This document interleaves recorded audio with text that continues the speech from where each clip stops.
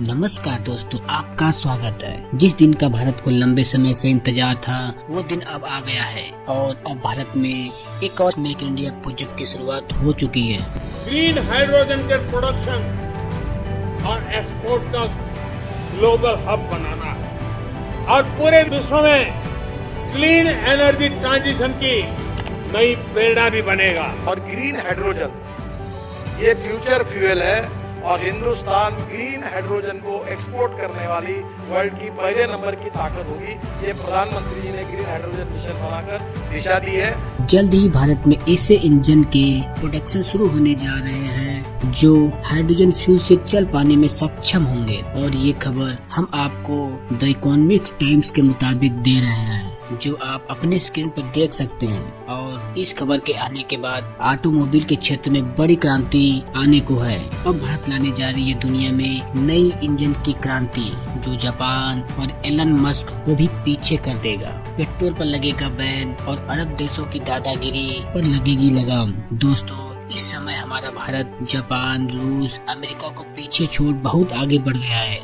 ऐसी दुर्लभ तकनीक में महारत हासिल करता जा रहा है जिसका तोड़ दुनिया में कहीं नहीं मिलेगा। रॉकेट साइंस से लेकर बैलिस्टिक हाइपरसोनिक मिसाइल बनाने में बड़े बड़े दिग्गज देशों को भी पीछे छोड़ दिया है भारत के इसी दमखम को देख फ्यूचरिस्टिक सोच रखने वाले एलन मस्क भी दंग रह गए हैं। दोस्तों, एक समय था जब भारत को छोटी छोटी चीजों के लिए दूसरे देशों पर डिपेंड रहना पड़ता था, लेकिन अब भारत आत्मनिर्भर बन गया है। अब भारत खुद ही सारी चीजें विकसित कर रहा है। यही कारण है कि अब भारत की टेक्नोलॉजी दुनिया में सबसे आगे है। एक समय था जब जापान, रूस, अमेरिका की टेक्नोलॉजी को दुनिया में कहीं तोड़ नहीं था, लेकिन इस समय भारत की टेक्नोलॉजी के आगे नतमस्तक होना पड़ता है। भारत ने ग्रीन हाइड्रोजन बनाने में जो सफलता हासिल की है वो किसी दूसरे देश के पास नहीं है, जिसके कारण भारत इस मामले में पूरी दुनिया से आगे निकल गया है। दोस्तों, वैश्विक स्तर पर कच्चे तेल को लेकर बड़ा खेल खेला जा रहा है। यहाँ अरब देशों ने अपनी मनमानी कर रही है। वो जब चाहे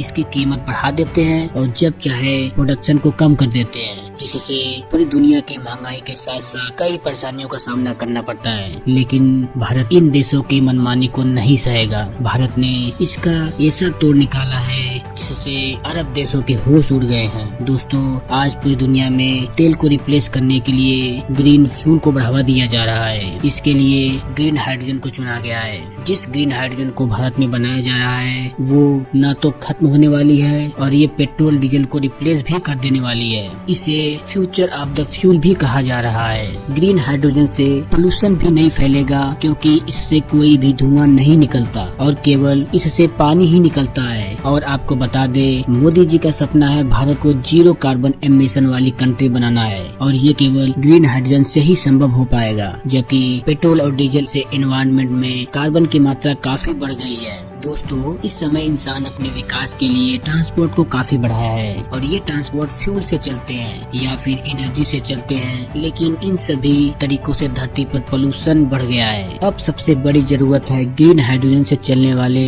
हाइड्रोजन इंजन की और इसी हाइड्रोजन इंजन को पेट्रोल और डीजल इंजन से रिप्लेस किया जाएगा और अब ये इंजन भारत में ही बनाए जाएंगे, जिसकी जिम्मेदारी टाटा को दी गई है। भारत के इस ताकत को देख यूएस की एक कंपनी कॉमिन को भी टाटा के साथ हाइड्रोजन इंजन बनाने के लिए हाथ मिला लिया है। टाटा मोटर्स और कॉमिन इंस के साथ मिलकर हाइड्रोजन से चलने वाली कमर्शियल गाड़ियों को भी बनाएगी।